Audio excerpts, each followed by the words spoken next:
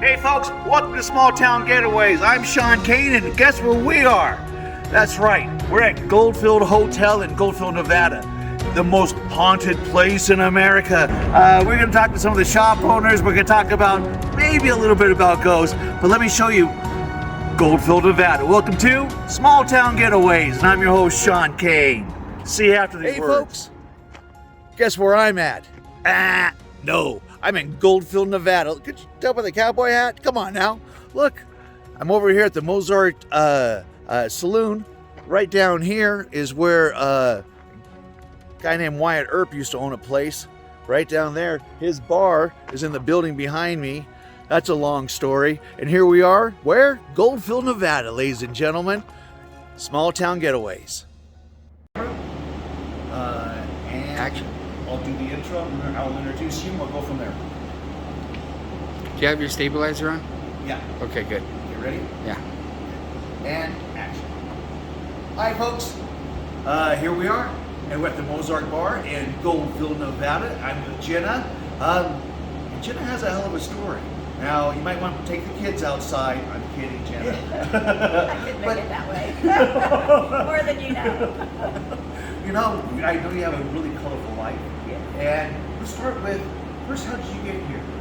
I was in Dayton, Nevada, which Okay. is just 70 miles south of here.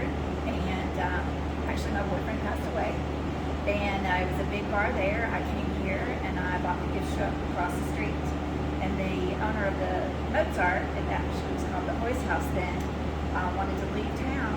So Like, is he owed people money type of leaving town? no, Okay. being here, he has a 12-year-old daughter, had a 12-year-old daughter that wanted her in better schools and around more medical. Okay. So they decided to leave. So he made me a deal I couldn't refuse. Never thought I'd own a bar. In Goldfield, Nevada. Anywhere, actually. So let's go back to when you first got to town and you opened up a. Now, why would you open up a gift shop? It was actually for sale, and the price was right, so I bought it, and then also bought an RV park that I could live there and work there, and thought that I would build at the RV park. And then when I ended up buying the bar, I lived here at the bar. You didn't have to build, did you? I did. So, how long have you owned the bar? I've owned it to be 5 years Halloween. Okay. How's the first 4 years? It's been great. Yeah. It's been really good. I'm 66, so it's been great for my retirement with living here, and I don't have to work that hard. I like being in a small community. Everybody thinks, oh, you'll be so happy when the line's here. I've worked hard all my life, and so I like the locals and just the few tourists that come in. Yeah. That if the mine comes, that's great, but that's not what I'm basing my life on. Good. So. And you work with your son. How does that? It works great. He actually worked somewhere else and was a chef there. And nice. then when I needed help, he ended up coming in. So, Oh, nice. And you guys get along pretty well? Get along great. You know, that Yeah. helps And a he lot. has 3 of my grandchildren, so this works out perfect. Yeah, the kids are beautiful. Yeah. They are. You know, Christmas is actually in a movie that we're in, that I'm in, called Scorched Earth, and this was part of a killing scene last night, and a pretty fierce standoff with bikers and these 2 brothers. Did you hear about that? I did. He called me. So what do you think? Thank you so much for having us. I think it's great. This bar and several buildings here have been in, I think, about 5 different movies. So it was awesome that we were included in that. So you can add it to my resume. And that's what Goldfield is all about, is they're trying to make it where more people with movies, for our car forest, people coming in over there, that's another attraction. Well, you know, the first day I got here, the next day I was up at 7 o'clock in the morning. I was walking up and down the street, and immediately I think, folks, it looks like a movie set. You know, I mean, even the houses in the back look like, you know, that's where everybody stayed at because we're all working on the set, and it's that type of feel. Yeah. Your bar feels like a movie set. Oh, good. You know, when you come in here, it's like, oh my gosh, just something like literally right out of time. You know, and that's really wonderful. What's your idea with the place? Do you want to keep it moving forward, or? Yes, I want to keep moving forward with it. It's perfect for me, and then hopefully I'll just there's a lot of history. This bar opened in 1934, so it doesn't date back to 1907 when the other ones were. But the people that originally opened the Mozart were on Main Street, and they burnt out with all the fires. So they ended up opening back here. So just keep it going. And I just go behind you. Yes. There's what the city was in what 1905, 1909. 1909. Yes. And that's pretty amazing. It was such a big community. Yes. Yeah. It was over 20,000 people at the time. And how many's in the town now? 178 year round all the time, and there's about 400 residents. Okay, 400 residents from, and that's 100 years ago. Yes. Yeah, that's amazing. It's amazing because you look at those buildings, a lot of them aren't even here anymore. There's been fires and floods, and yet people in this town are amazing. They have that real, I don't know, tough spirit, I guess. They Or do. you're not gonna knock it, or you're gonna knock us down and get right back up. Yes, and that's how most miners were, as well as cowboys. That you stayed here till the mine kind of ran out, and then you moved on to the next one. So we do have a mine that is building now. They moved the highway for it. I was And, told that. Yes. Not too many places can move the whole highway, so Yes. that's Yes. impressive. Yes. Okay. But they've been doing this for about 30 years. I haven't Okay. been here that long, but the residents are used to the people coming in. It seems to be closer now Okay. to opening up, but it still won't be, from what I understand, 2 or 3 years. Oh wow. Okay. That's a longer. I mean, so what do you do for 2 years? I mean, there's mining already happening here all year. There round. is, but there's a small mine that is actually producing, and then there's an individual that owns a Okay. mine here. So this one will be just a big one, a really big Yeah, one. that's what I was told. It's like massive. Yes. So that'll be interesting, huh? Yes. Kind of a lot more people, maybe. Yes, they're I don't know. You expecting were pretty packed last night when we were yeah, here. they're expecting 300 to 400 Yeah. workers to come in during the time. But what happens a lot is they come in and they'll work 7 days on, 7 days off. Right. So the town will see a little bit, but it won't be as busy as other ones. Some mining towns build their own little villages. Oh, really? Well, Yeah. it's funny because me and Tony we were up at Tent City, that area, and looking at all the cans. I have never seen that many empty cans in my entire life. Yes. Yeah. They don't do that anymore. No, they look like they literally lived out of cans. They did. Yeah, that's They did. yeah. They usually put the cans in a wash in the bottles so that when there was a rain came in, so it wasn't where everybody lived. Right. You know. There's a lot of them. Yes. Yes. They probably weren't living right there. Yeah, there was millions, and I thought it's very interesting that they've been pulling gold out of this area for how long? Yes. We were up and looking at tombstones, and there was people there from who fought in the Civil War. You know, it was a miner here that died in 1913. So it was very interesting to have that much history in one location. Jack Dempsey used to Yes. fight here. How did that happen? Well, he What's that actually story? fought in Tonopah. He was Okay. friends of the people that owned the Mozart. Okay. And he would send them pictures, boxing gloves, Okay. all types of memorabilia. And then as people owned it, they started selling the stuff off. So I have nothing left Oh, of that. oh, that's too bad. Because that's a really, that's interesting that somebody like that would be here. But a lot of people, in this town. Yes, yes. And what's nice about this town is right now we don't have any building permits or anything like that. They do kind of oversee to make sure that everybody's safe in Right. their own home. And some of the buildings are so close together, they want to make sure that the building next to them is safe. I can understand that. But it is kind of, your sense of this to me yesterday, it still is the wild, wild west. It is. It is still, people move out here for a reason. Yes. So what was your reason? I like the desert, Okay. and this was a nice place to start over after leaving Beatty. And I loved Beatty, but this was even smaller, Yeah. and I had an opportunity here that I didn't have. Sure. In, Beatty. Sure.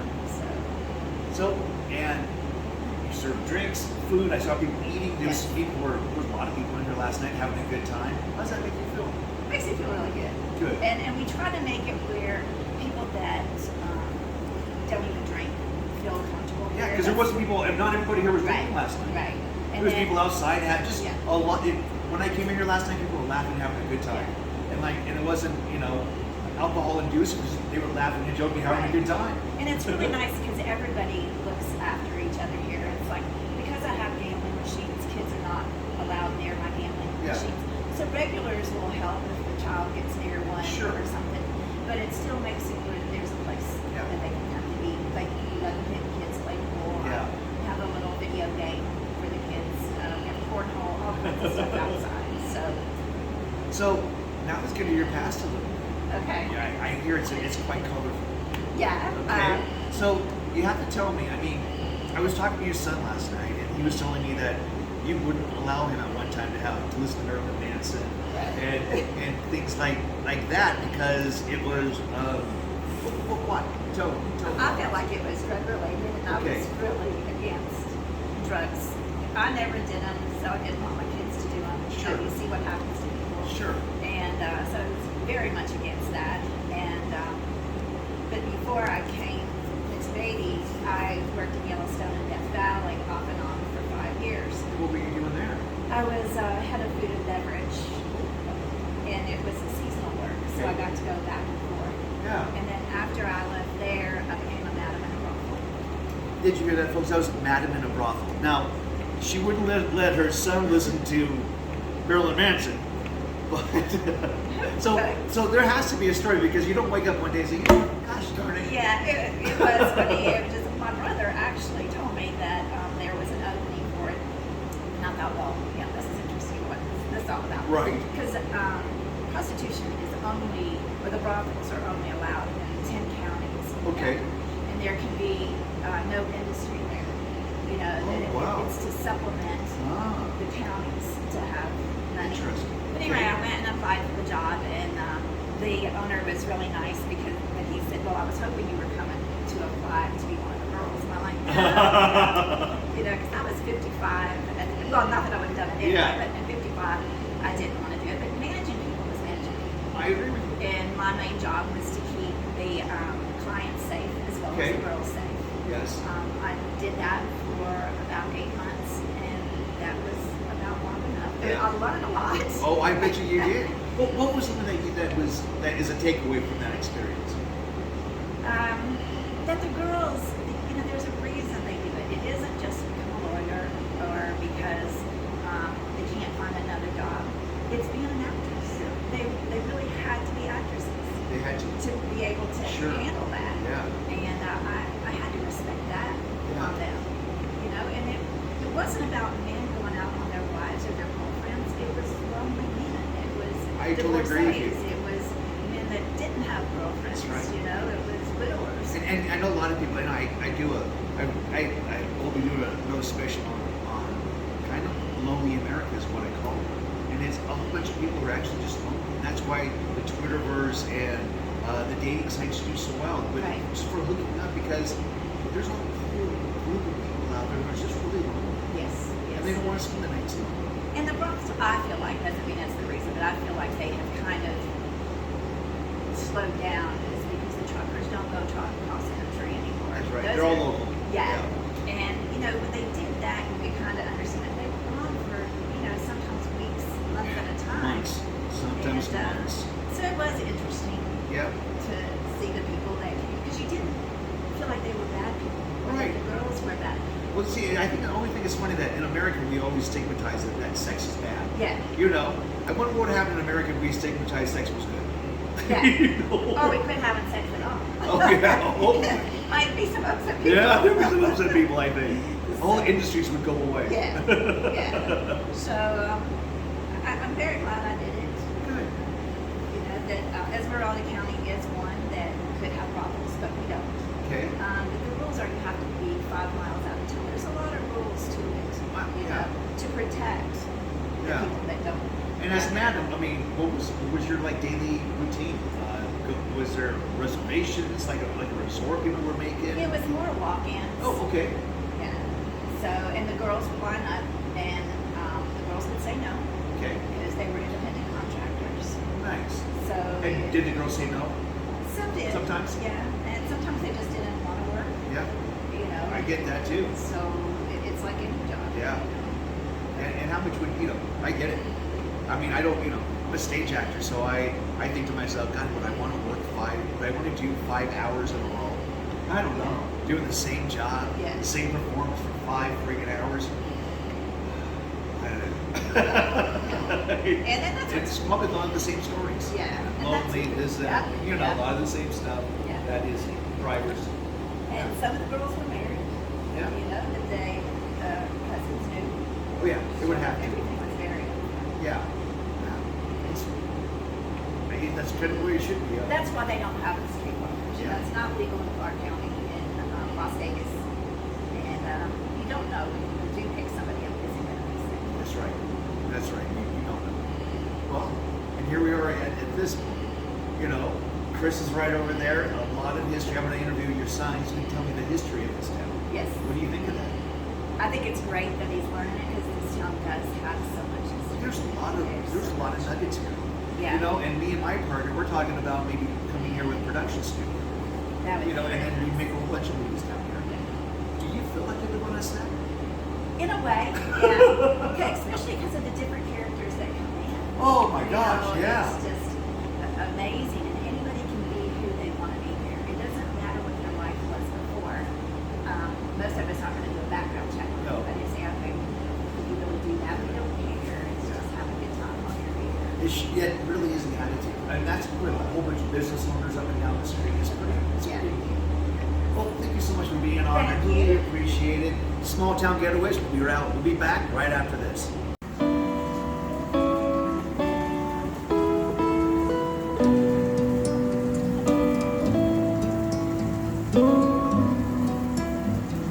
Deerfield, Nevada. Population 30,000 in 1906.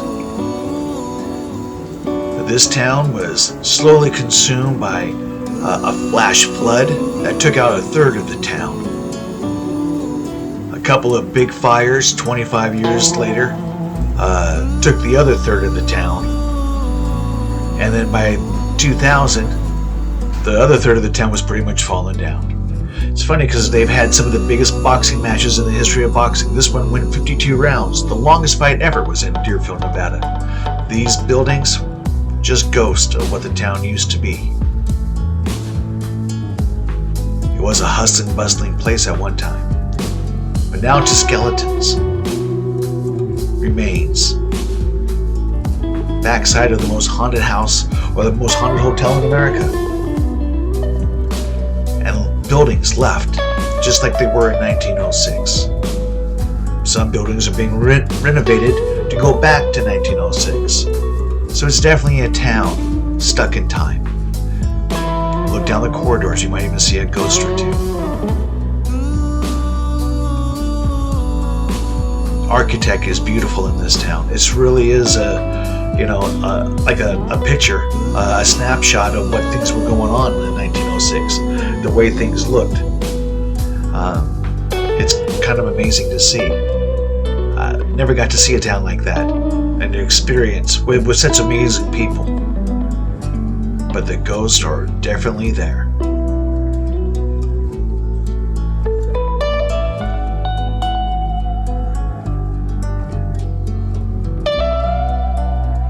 These are hooker houses from the turn of the century, right across the street from the railroad. Yeah, true. I guess you'd come on in and, before you went up there and got a job, you get yourself going. This is me and the camera guy, Tony. Thanks, Tony, for all your hard work. You took all these pictures and was right there with me the whole time. We're actually in the middle of making a movie right now, so we were having a lot of fun. Thank you very much for watching Small Town Getaways.